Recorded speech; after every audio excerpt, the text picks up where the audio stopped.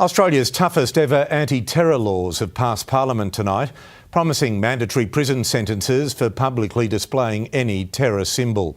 It comes as Peter Dutton accuses security agencies of bypassing the Prime Minister, and he's now calling for a public inquiry. In the House of Representatives, Labor and Liberal MPs side by side passing new mandatory sentences for hate crimes. Ayes 117, noes 13. That unity didn't last long. It's obvious that the Prime Minister was kept in the dark. The question is why. The opposition demanding an inquiry into when the Prime Minister was told about an alleged terror plot thwarted by authorities in Dural in Sydney's southwest. So stop the investigations. Stop doing the work to track down the perpetrators of these crimes and engage in politics. You must have been absolutely livid that you weren't notified. Now, you're making an incredible assumption there, Carl. That's a new line again. And I just think we need somebody with honesty and integrity to have a look at the process. Suggesting security agencies or state police forces were keeping information from the Prime Minister over fear it would be leaked.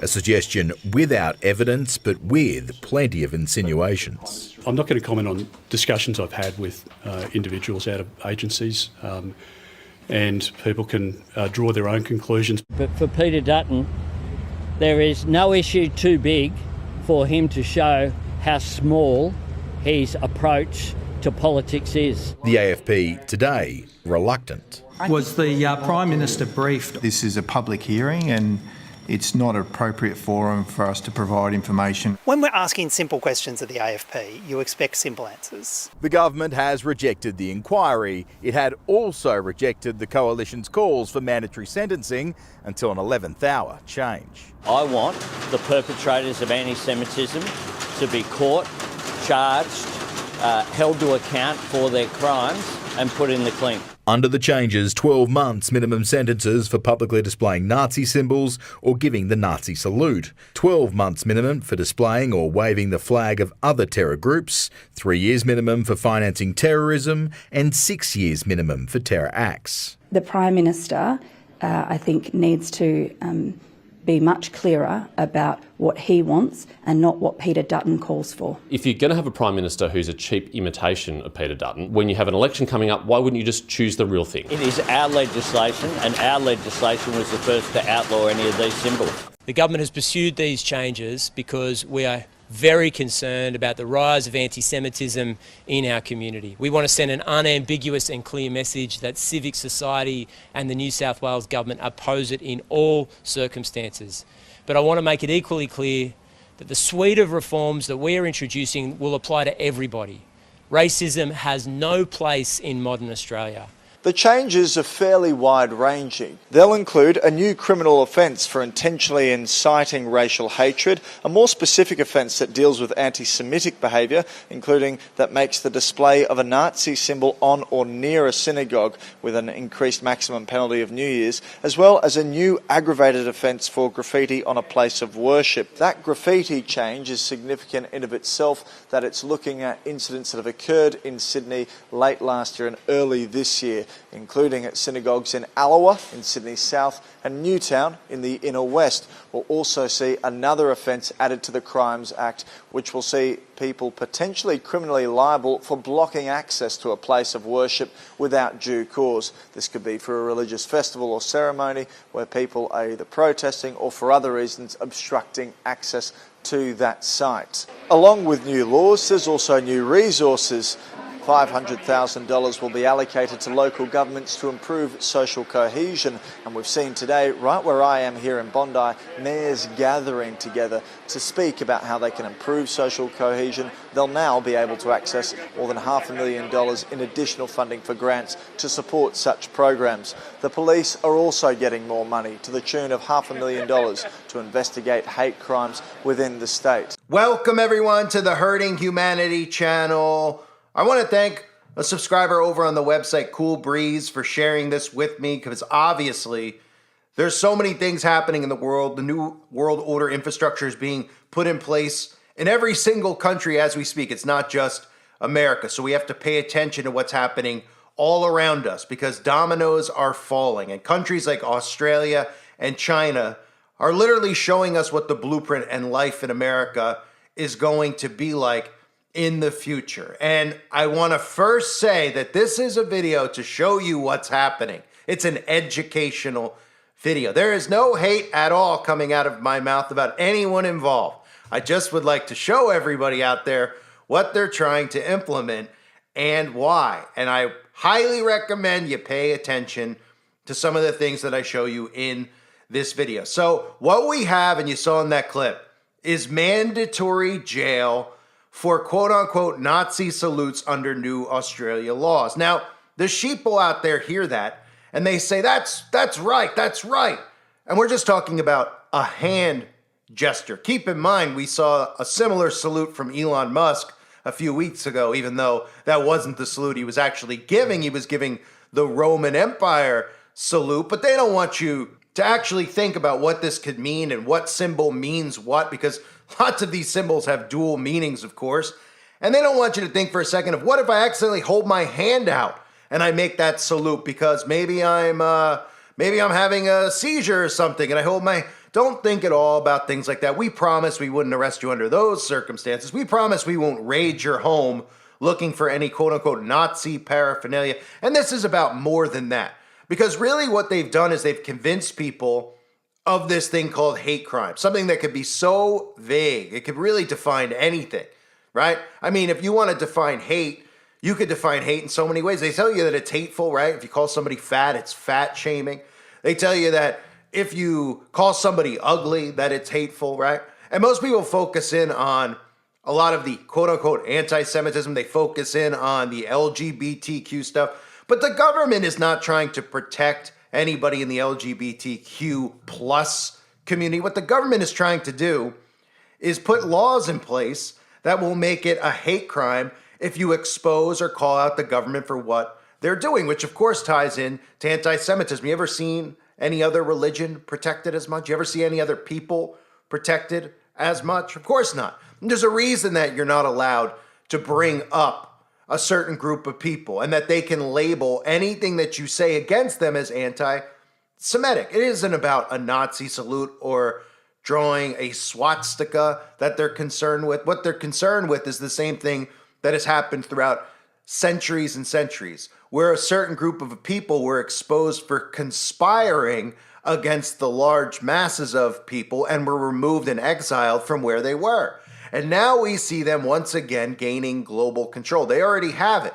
So they're making sure that they put these things in place so that while their foot's on the gas pedal and we head towards 2030, the more and more people that wake up and realize who's really behind it, you won't be able to question who's behind it, because we've convinced the sheeple that if you question a certain group of people, you should now be thrown in jail. That's how insane it's getting, and it's coming to America, and I'll show you in a second. But what we just saw was 12 months minimum sentence for a public display of a Nazi symbol giving a Nazi salute. So they've worked and worked and worked on convincing people that this thing that they created called hate crime is a real thing. They've convinced people that it's real. It's a hate crime. Okay, we now have a definition of a hate crime. It could be whatever they tell you it is. They could say, well, because the person was gay and somebody did something to him, well, it's got to be a hate crime, right? If somebody has a gay pride flag and they have a big X through it, that's a hate crime, right? And people have gotten so worked into a frenzy over these things and gotten so emotionally sensitive, which they've done by design, that people are now calling on other citizens just for holding a flag that they disagree with to be a reason to throw them in a jail cell. That's how weak society has gotten.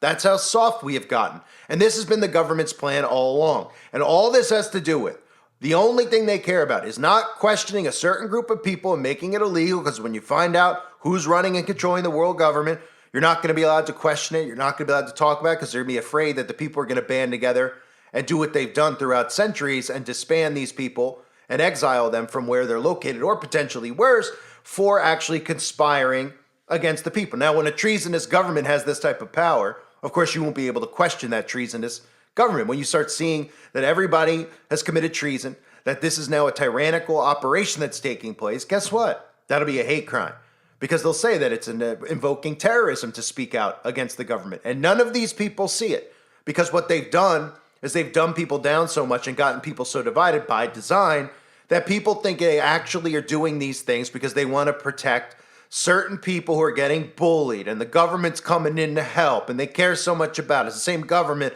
who just tried to poison and commit mass genocide and did a couple of years ago, right? Your global government. Yeah, they care so much about us. That's why they steal all of our money from us that we make, and then they tell us that they're shipping our tax money into a big container and setting it on fire. Yeah, this government that really cares about you and wants to protect you from hate speech. They want to protect themselves. So that brings me to this, because everything in Australia, just like in China, is at an extreme level.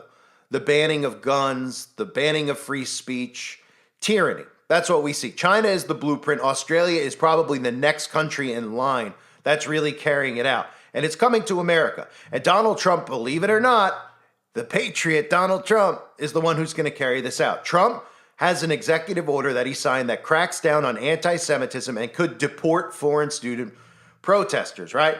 Additional measures to combat anti-Semitism. Trump executive order urges universities to monitor and report protesters on student visas, right? So now we know why they created, we already know why they created these college campus, all the stuff we saw between pro-Palestine and pro-Israel. The government created the entire thing. And people go, that's not true. I was at one of those rallies, right? Well, who do you think organized it? Who do you think set it up? Why do you think they blasted it on TV so you could see it? Because monkey see, monkey do. And then the sheeple, like they are, go out and copy it. It takes one guy in place, one plant, to set these events up, and then they go and go and go, and they tell a friend, and they tell two friends, and so on and so forth, right? That's how you herd humanity. So they've deliberately created all these things, right? And now we're seeing the first wave of this, where Trump is urging universities to monitor and report protesters, right? So conservatives love this. Monitor and report them. They could be terrorists, right? They could be waving the ISIS flag. We need to have them deported immediately. And this isn't about monitoring and reporting those people. It's about monitoring and reporting people like us. Because eventually this filters from universities to communities, to towns, to cities, where just like in 1984, you'll have your tattletales who will go about watching people around them, listening to what they're saying, and going and reporting you to Big Brother. Hey, somebody out there said that, not the amount of people we were told died in that event back in the World War II, that they told us the entire thing was based on. The number wasn't real. It wasn't even 6 million. What? What did you say? The police show up at your front door. See, that's the number one crime that can't be committed. But Christians, of course, are completely misled by this. So Christians are now okay with this censorship, right? See how the seesaw has gone? Where conservatives and Christians couldn't believe that they were getting censored 4 years ago and getting removed from platforms, and they were in uproar about it. And now they're laughing and loving seeing Democrats get censored. It's about canceling each other out and removing our rights, specifically free speech, so that this globalist cabal doesn't get exposed. So now they're cheering this on. They love it. They're like, yeah, the university should be monitoring and reporting these protesters, and we should have them removed. And then the next thing you know, it just expands. So it goes from there, desensitized to this, to them telling you, hey, now we need to do this in our towns because we're seeing an uprising in this in our town. Oh, we are? Yeah, look, they'll show you some news clips, swastikas on tombstones, on temples, on synagogues. Oh, my goodness, and we got to do something about it. Okay, Donald, if you say so, because Israel's God's chosen people. Next thing you know, you have people in your town monitoring, reporting you, and you have people getting arrested in your town for actually speaking against a certain group of people. And you know what this leads to? You know what this executive order leads to? It leads to Bible bans. And Christians are sitting there and they're going, you're absolutely out of your mind. The Bible's linked up with Israel and Christianity as one, right? Because they probably have never actually read the Bible. In fact, Wikipedia, this shows you how prepared they're getting people for this to come, for these Bible bans, which is why I tell people, have as many hard copies of the Bible as you possibly could have, because it's going to be banned from the internet and it's going to be a banned book. And they're going to seize Bibles from people's homes. They will. It sounds insane now, but guess what? 15 years ago, it sounded insane to talk about men dressed as women playing women's sports. So it's not as insane as it sounds. And 15 years ago, talking about the Neuralink and getting implants in people's bodies that could work directly with computers sounded insane. And people said it would never happen. And guess what? People are getting more and more accepting of these ideas. So Wikipedia has anti-Semitism in the New Testament is a discussion of how some Christian views of Judaism in the New Testament have contributed to discrimination against Jewish people throughout history and in the present day. The idea that the New Testament is anti-Semitic is a controversy that has emerged in the aftermath of the Holocaust and even is associated with a thesis put forward by Rosemary Ruther. Debates surrounding various positions partly revolve around how anti-Semitism is defined and on scholarly disagreements over whether anti-Semitism has a monolithic continuous history or it's instead an umbrella term covering many distinct kinds of hostility to Jews over history. Then they go on to talk about specific claims of anti-Semitism in the New Testament, okay? So here's what they're claiming on Wikipedia. These are anti-Semitic. Number one, the Jews are responsible for crucifying Jesus. Number two, the tribulations of the Jewish people throughout history constitute God's punishment of them for killing Jesus. Jesus originally, number three, came to preach only to the Jews, but when they rejected him, he abandoned them for Gentiles instead. Number four, the children of Israel were God's original chosen people by virtue of an ancient covenant, but by rejecting Jesus, they forfeited their chosenness, and now by virtue of a new covenant, Christians have replaced the Jews as God's chosen people, the church having become the people of God. That's just four of them. These are considered anti-Semitic views. This is a Wikipedia post. This is according to the anti-defamation organizations. They tell you that this specific thinking is anti-Semitic. And you don't think that they're going to start coming for people like us? And you see how deceived most Christians are by aligning themselves with Israel. You could see how many videos I post and had posted in the past, which I don't post as many as I used to, but they are available on the website, where people comment, I'm unsubscribing. How dare you say this?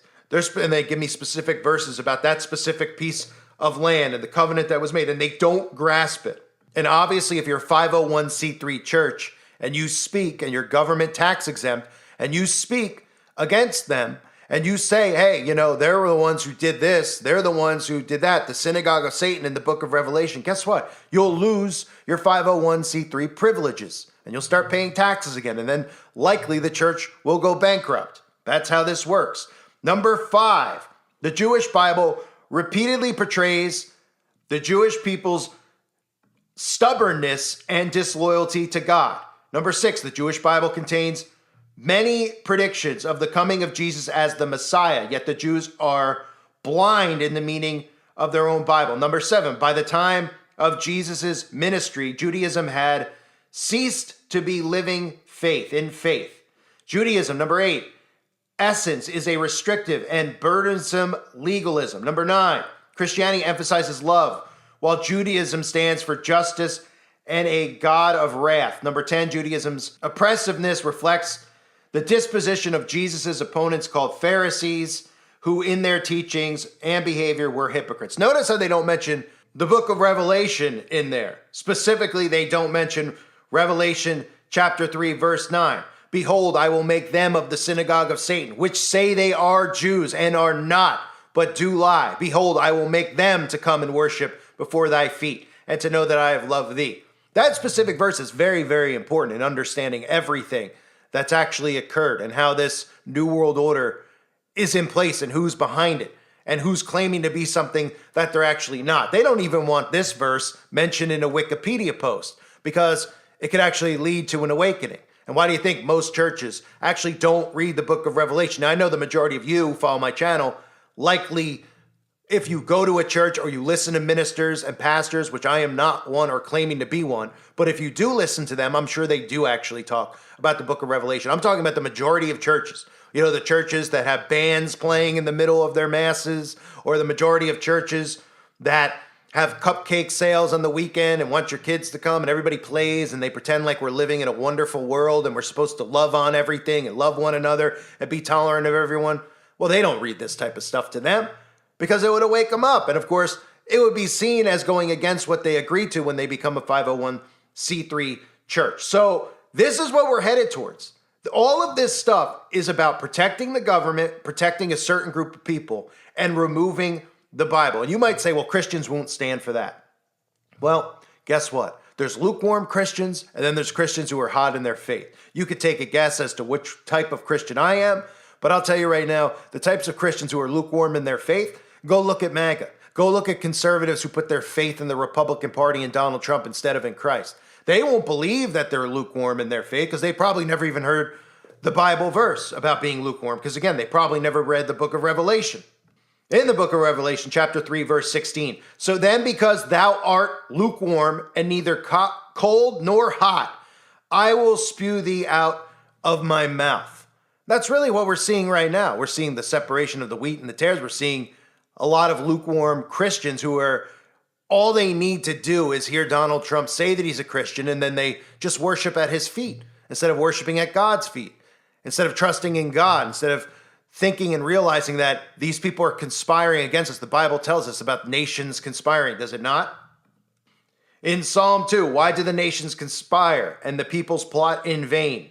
The kings of the earth rise up and the rulers band together against the Lord and against his anointed, saying, let us break their chains and throw off their shackles. The one enthroned in heaven laughs. The Lord scoffs at them. He rebukes them in his anger and terrifies them in his wrath, saying, I have installed my king on Zion, my holy mountain. And again, let's pay attention to this as we move forward, because how many Christians are going to be on board and okay with these free speech bans, this hate speech being put in place? The same Christians who are complaining about how there's hate speech laws to protect the LGBTQ, right? They think that these laws are going to protect them because, well, Israel and Christianity are side by side, right? Because their churches only speak about God's chosen people in Israel, but they don't know how to interpret the state of Israel, between the state of Israel, which was created in 1948, and God's chosen people. And they put stuff on Wikipedia like I just read to you. They're preparing you for it. So don't think it's out of the realm of possibility to happen while Donald Trump's even in power, right? There are many, many that believe that the Bible should be banned for speaking anti-Semitism, right? There's the Anti-Semitism Awareness Act, which was a bipartisan bill in Congress, which would crack down on anti-Semitic speech on college campuses. Far-right lawmakers and activists have argued that it could outlaw Christian biblical teachings. And that's what the plan is, to outlaw biblical teachings. They're going to make you worship the synagogue of Satan. And most of these Christians won't even know it. So this is where we're at in the world. People are going to get arrested for flying a flag that they deem anti-Semitic and hateful. These are the types of things that the people should push back against. But guess what's going on in Australia? Well, the people can't form anything against the actual government. Even talking like that is now considered a terrorist act, even though our Constitution in America tells us that if the government's not working for you, there's lots of things that can be done to replace the government. It doesn't need to be a violent act. But in Australia, of course, they've given up their right to free speech. They've given up their right to bear arms. And now they're at the mercy of the government. And during the lockdowns, it was very apparent of how dangerous that is, because Australia had it just as bad as any other country out there as far as quarantines, lockdowns, removal of rights, people being arrested for getting caught out after curfew, going to McDonald's or trying to go get food somewhere. People were being arrested for being seen out in their car past 8 o'clock at night. This is the world that they want to create. And the more we comply, the more they move forward with it. And anybody out there that's okay with these types of laws being passed, where they're going to say, hey, I heard, this literally sounds like, they want to talk about how we're progressing as humanity and we don't want to live in the Stone Ages and things like that. It's literally like what we heard during World War II. Oh, we heard that somebody has a Nazi flag in their house, right? Or we heard that somebody listens to hurting humanity in their house. Let's go in their house. We have reason to go into their home because they listen to so-and-so. Inside the home, what do they find? Well, they might not find anything, but maybe they'll see something they don't like a book like something that talks about a black awakening, or maybe a book like the Bible. And they say, well, this has got hate speech in it. You now have the right to remain silent, right? We're going to take you in. You're going to serve prison time for having these ideologies. You're going to serve prison time for holding this symbol up out in public, right? It's insanity that we've allowed this to happen, but they're moving at a rapid pace and nobody's catching up with them because they're distracted by all the nonsense that they continue to feed you, like big balls, these stories that are out there about the government and Doge and big balls and how the news is calling some guy big ball. And everyone's like, this is trolling. They're all distracted with nonsense, complete nonsense. While Trump passes these executive orders to have people monitored and reported if they're saying things that are against Israel. And the Christians go, yeah, we agree. That should be the way it is. First of all, no, it shouldn't. Even if Israel was aligned with Christianity. People have the right to free speech. People have the right to oppose Christianity if they choose. God gave us free will. Our job is to minister to them or to speak to them or to try to convince them otherwise. But if somebody out there doesn't want to be Christian, that's on them. Because when Christ returns and time is up and they don't have a choice anymore, it's on them. They're responsible for their choice because God gave us all free will. They're trying to remove free will. Have you noticed? By removing free speech, free thinking. And most importantly, in addition to those things, getting something inside of your body that would edit your genetic code, which would really make you no longer a child of God because you would actually be a creation of humanity. You would be an altered, edited human being. So you would no longer be salvageable. So ladies and gentlemen, this is what's going on around the world. It's horrifying to think that this is okay. And again, look no further than those Wikipedia posts because you think it's a crazy notion because you're in your own world, right? And then you start seeing, oh wait, people actually think that Christianity is anti-Semitic? Oh yeah, and what else do they think Christianity is? Hateful, right? Don't forget about Sodom and Gomorrah and how that's going to play into hate speech in America and how that's going to even call for Bible bans as well. Old Testament, New Testament, the entire thing. They want it wiped out. So get your hard copies while you can. I thank everybody for being here. Hope you're all doing well. Share this video, and God bless all of you and your families as always.